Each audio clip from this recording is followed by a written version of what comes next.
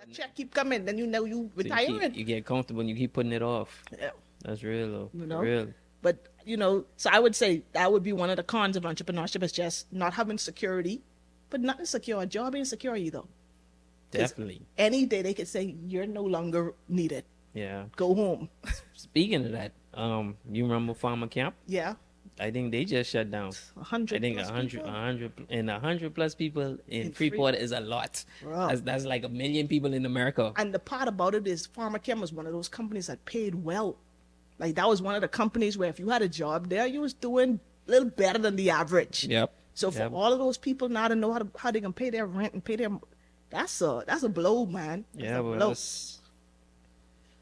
That's a blow.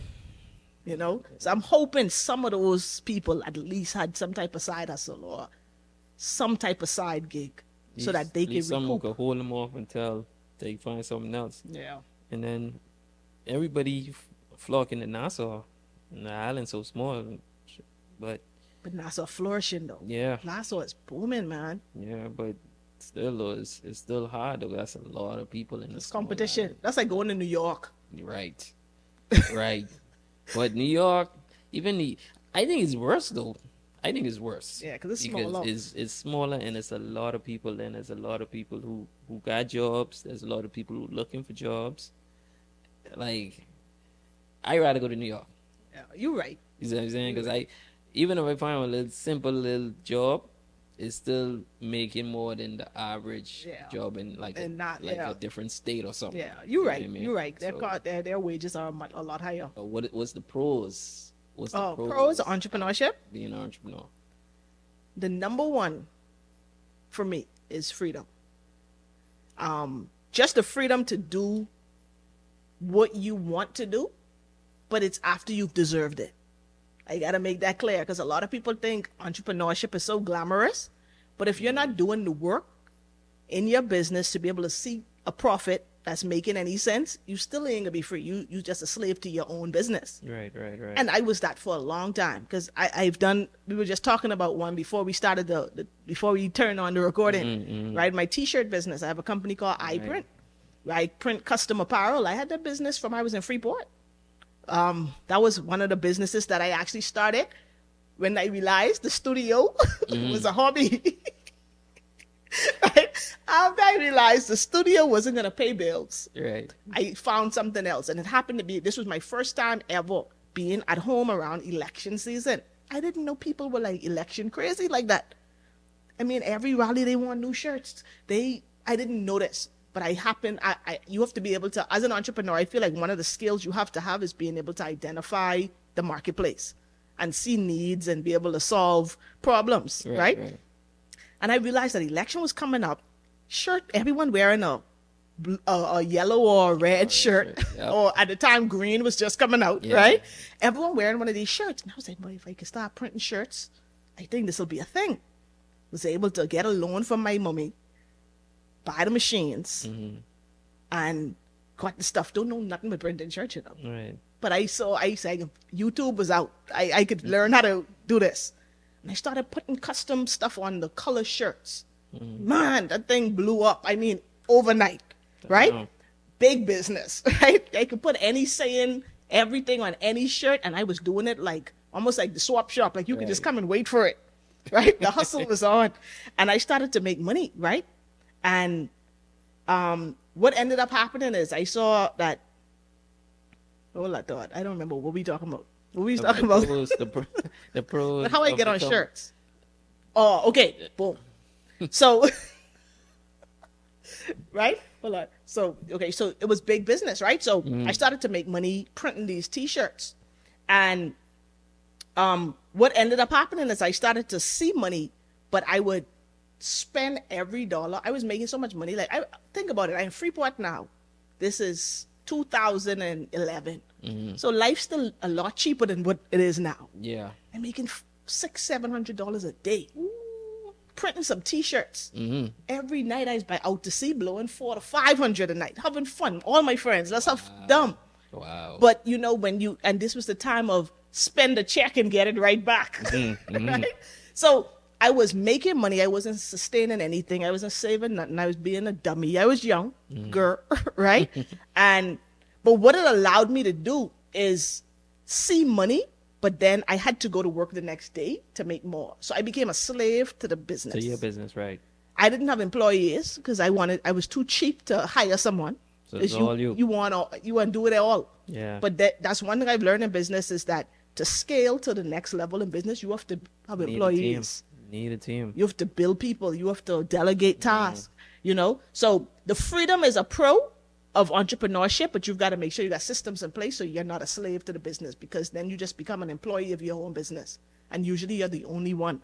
So if you can't show up to work, no money's being made. Damn. That's kind of almost worse than a job. That is true. Because Friday at a job, you're still getting your check. Friday at your business, you didn't show up all week, but you getting absolutely nothing. Boom. And like you said, that's the beginning stage. So it ain't like it's on auto drive where if you sleep, you make money. It ain't there yet. But even with that, you would need a team in order for that to be there. Like you said, to delegate tasks, make sure these things get done. Put systems in place. If it's only you. Yeah, you just own the job. Yeah. So it's something called the cash flow quadrant. Like you're an employee, and then you become self-employed, which means you own the business, but you're the only employee there. Yeah. So if you don't show up, nothing's getting done. So it's technically not really a business. It's just a job that you own, that you get to set your own schedule. Right. Then you move to the business owner, which is the next level from self-employed. Is when you are business now, you could walk away from your business and income is still being generated. That means you have employees, you have systems, you have teams, you have things in place where you could go on vacation, but your money's still coming in the door. Right. And I think in entrepreneurship, people always get stuck in the self-employed quadrant. We never graduate to business owner. And that's where putting yourself in the right environment of networks and mentorship show you how to kind of make that leap. You know what I mean? Boy, that's one pro though. What's is any other pros outside of the freedom part of it? Income. Yeah, that too. Income. Over a period of time though. Yes. Over a lot of sacrifice though. You can't have an instant or microwave mentality. True. You can't be expecting things to happen 30 days after you open your business. And I think that's what discourages most people from entrepreneurship is they have unrealistic expectations of what they could do in 30 days, but they don't think about what they could do in 5 years. That's a good point. They think they open the business today, next month they ball in. And when it don't happen, they quit. But if you just had thugged it out for 5 years, you'd be all right. In entrepreneurship, they say 85 to 90% of people who can endure and actually put in work now, not just mean you own your business and it open, but you aren't doing nothing in it. Every day you actually making progress on your goals and you work in your business, like you work in your business like a job for 5 years, usually you succeed. But people just don't get that far. They don't give themselves enough time to succeed. That's true. But it's like, I know a lot of every entrepreneur feel like they could do it in less time because the average time is 5 years. Right. But everybody feel like they could do it in 1 year. Right. But what they ain't factoring is the sacrifice though. Like, okay, even if your first year or your second year you make 100,000 or even $1 million. Right. That's not really yours. That belongs to the business. Exactly. You got to put yourself on a salary and try to live way below your means. Right. Because I always say this: these people who make like 100,000 or $1 million or whatever, right?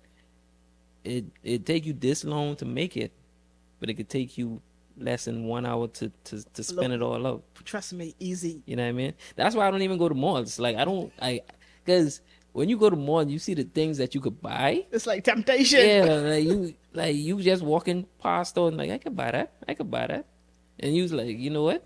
Let me put myself in that environment. Let me get it. Nope. Yeah, you're right. And that's so big, man. And I think that's one of the biggest things that people don't talk about enough because it's not the glamorous side of entrepreneurship. Is not every dollar you make is yours. Right. Like really, 10% of every dollar you make is really yours. Real talk, for real. Like really, especially if you're doing business in America, you got to think of Uncle Sam. 30 to 40% is Yeah. his. Yeah. Right? It's true. Then you got to pay employees, you got to pay overhead costs, you got to pay for the cost of that good, the cost to provide that service. That's the thing too, though. Like they'll see these people on Instagram or TikTok or even YouTube, and they seeing these entrepreneurs at the finish line. They ain't see what they take or what's What they do. sacrifice they had to do to get to that. You know what I mean? So Yeah. it's crazy how, but when they do what they had to do for so long, Then they reap the benefits. they reap the benefits. And You know that's what I mean? that's something that's why they always say comparison is the thief of joy. Is because, and listen to me, I love social media. Social media was what helped me to build my whole digital business. So I can't knock it. But as it's evolving now, I'm starting to hate social media. Yeah, Because it's a fake reality that people are portraying, but other people on the other side of the coin are believing that it's truth. True. And it's like skewing the whole reality of life. Yeah. You know, like you say, people are comparing their day one to someone day 100. Like, you're not the same. Like, they're in a whole different realm. Yep. You know, so it's something I heard before. They say, like, stop comparing your life to someone's highlight reel. They ain't showing you the bloopers. They ain't showing you the failures. They're just showing you the good parts. Yep. But you thinking every day of their life great. Bro, you won't see them crying last week when they couldn't make payroll. You know what I mean? And people getting this false sense of how easy it is to be an entrepreneur. It's not easy. That's one of the cons. This thing ain't easy. Right. It's not for the weak of heart. Well, true. You got to really love what you do. You got to believe in yourself. And you got to be willing to give it enough time to see the results show up. You know? That is right. That's right. I know you also used to get in. Well, I don't know if you. Well, I think you still enter it. Forex trade. Yeah, I trading still Forex. trade. So I'll what's never stop. yeah? How you got into that though? So I'm always looking for, okay. I've always had this thing where I said I wanted to make money from my neck up, meaning in using my head, not my hands, right? So I always wanted to learn skills that could generate income that didn't require like physical labor. Right. And through my research, I realized that investing was a thing. Never had any questions about it, but then I learned about Forex or day trading, where people could actually trade in and out the markets on a daily basis and be able to see profits. Right. Honestly, I knew about Forex. The first time I ever really looked at Forex ever was when I was in boarding school, when I was in 11th grade, 15 years old. I wasn't old enough to open an E-Trade account, right? Because you needed to be 18. And I didn't know enough about it, but I just knew this was a thing. Didn't really pursue it. Fast forward, when I first moved to the States, I found Forex again, options trading. Started to get into it, but I wasn't committed because I was in a different phase of life. I wanted money, but I wanted to party more. So partying was my priority, Right. you know? So I didn't give it the time, but it was on my radar. Then fast forward 2018, I've been a part of network marketing from 2014, right? Which is basically where you make money for making referrals for So like affiliated marketing. affiliate marketing, right? And some of my business partners, I saw them pivot to Forex. And I just put it on my radar. I was like, this Forex again? But this time I paid more attention because I was in a different place in life personally. And I started to really look into it. And I was like, bro, this is an actual skill. This ain't a scam. People marketed it online like a get-rich-quick thing, but it really ain't. It's a skill. And when I saw that, I started to dive into the skill, into the education. Like I wanted to actually learn it, like how you would learn how to do anything. And I realized the kind of incomes people were making trading Forex. And I believe that if someone could do it, I could do it too. Right. That's just my mentality in life. And I started to really dive into it. And I was like, wait, this ain't easy. But when you learn this, no one can take this away from you.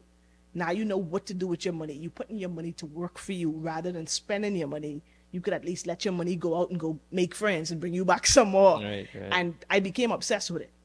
And then I actually was a part of a network marketing company that taught the education of Forex, where it was like an academy where you can learn how to trade Forex.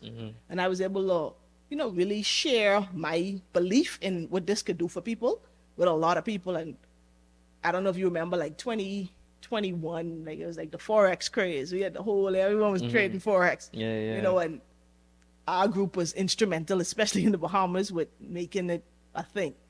But this is a disclaimer. I'm gonna be real with you. We never told people Forex was easy, but people back home, people in the world, let me don't say back home, people just looking for a quick way out. Right. And they came to the Forex market, they saw the vision, but they treated it like numbers. Like, they treat it like gambling. And if you gamble, what happens? You lose. Most time you lose. And that's what happened. So people started to get discouraged from Forex, not because it didn't work, but because they didn't work it. They didn't want to learn. They just wanted to hit a lick. When you started to take it serious, how long you was in it since you started taking it serious? From I really got involved in 2019 with trading. I didn't really lock in till like 2021 to say I can really learn this thing, man. Like, I really gonna learn this skill. And up to today, like, I'm still trading. Like, I trade every day. I still trade. And now I'm trading. I'm not just doing Forex. I've been always into crypto. I'm a believer in crypto. Oh, you in crypto too? And now I'm trading stocks. So listen to me. I'm not rich yet, but investing will get me rich. I could say that with all conviction, because there's nothing else you can do with your money that brings you the returns investing brings. Either you invest in someone else's idea, which is a business, a company, a stock. You invest in a currency, which is a country. You invest in a crypto, which is an idea. You invest in yourself. Investing brings the most profits. Yeah, that's real though. So speaking of that, how many source of income you have as we speak? Like right now? That you dabble in. Right now, I would say I have 4 sources of income. I trade. Okay. I work at an investment firm, a private investment firm in Boca, where I'm learning more about Wall Street, learning more about the stock market, learning how to really get richer. I have a t-shirt company, iPrint. I just launched a new business last year in solar energy. Yeah, that, we definitely can get into that too. Cause for sure. What about also what's your friend name? I forget what her name is, but the Stitch. Oh, KK. KK. Stitch by KK. Yeah, and so you involved in that too? We had a hair company, right? SS Lens. Okay. SS Lens. We actually just talked about it over the Christmas because that was a great business, and we allowed saturation of a market to discourage us when we shouldn't have. Like, because everyone started selling hair, we was like, man. And then honestly, what happened with that? So shout out to the KK and Stitch by KK, right? Business was great. Never was down, but what ended up happening is so many people got into the hair business because they started to get suppliers. Information became, the plug wasn't hitting anymore. So it became saturated. And then when we started with Forex, KK was one of my business partners in Forex in trading, and the money we was making, we just almost dropped. Just drop it. Honestly, that's honest. That's no cap. We was making so much money doing something else that we dropped the ball. That's a scary thing too, though. It's a horrible thing. And I say that because, like they say, the average millionaire have at least 6 sources of income. So when you making so much money at one thing, why you gotta kind of have that discipline to, like, even though this don't make that much, let me still keep it going.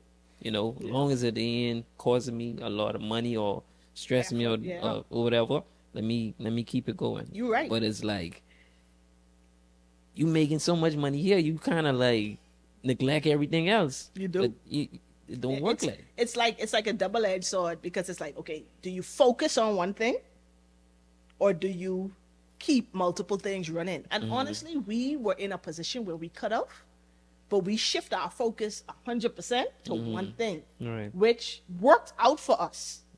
But in hindsight now, looking back, I wish we did it. Yeah, Because now for us to take that business again, we got to start from scratch. Yeah. And that's the thing that hurts people when they stop businesses or quit on things they're doing, is every time you quit, you got to start over. It's completely over. Yep. You know, so like now we'll have to, we could still have the same branding, but we got to start our marketing again. We got to build our pipeline again. We got to build relationship with new vendors again. Yep. Get our shipping plug back together again. Yep. When those things were all running. You know what I mean? In place. Yeah. And KK is like a OG. Yeah. You know, she's always known as, you know, one of the best in Stylists. Freeport Yeah. when it comes to doing hair and stuff like that. So We I shouldn't don't have think, let yeah, that I go. shouldn't have No, let that go. that's You know what I a mean? fail. Despite, you know, everybody started selling here, they know her as the OG. So And when they come to her know- for a service, they still was coming there for the hair. So it was like that's a mistake we made. But like I say, you know, when something's so good one place, you deter your energy. But we should not have done that. But we just talked about that, like, you know, in the Christmas. We was like, we got to get SS lens popping again, because when you look around now at the marketplace, all those people who are in that business, they don't give up. Wow. They're not out of business, most of them, because it was a quick hit. It was a quick lick. It's like, oh, I can make $1,000. Then they make that $2,000, blow it. Don't have no money to put back and buy inventory again. Yeah. Now they're out of business. That's what I starting to understand too now with any market that's saturated.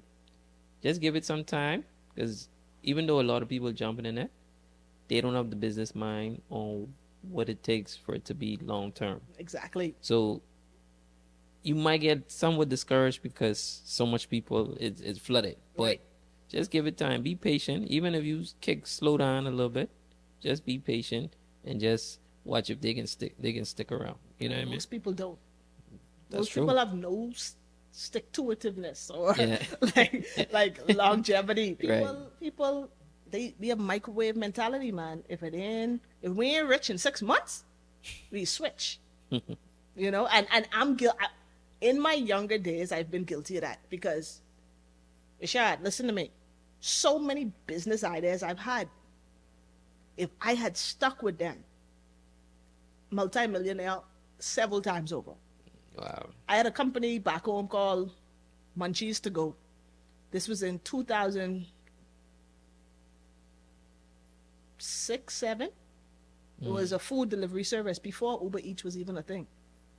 I started the business, delivering food over the bridge, this, that, like picking up food from Pisces, delivering over, like, you know, but And what year this was? like 2006. So that's way before. This way before. This maybe Uber Eats. Way before Uber DoorDash, was a thing. All of that. Wow. This like 10 years before. Wow. And had the idea, was doing and executed it. Like started as a self-employed person again. I using my car, my little bubbler, I driving, I picking it, I getting the orders. I gotta see if I can still find the Facebook page I had, you know? Right. And it was working. People, clearly there was a need for it, because as soon as I started, I was getting business. Then what happened is my car had an issue. Monkey wrench in the plan. And I always realized early on that, you know, there's something called disruption always follows intent. So what does that mean? Every time you make a decision to do something gonna happen. Every time. That's like anyone watching this right now. Every time you say you can start saving some money, something has happened where you got to use the money. Anytime you say you go and stop drinking or something happened in your life.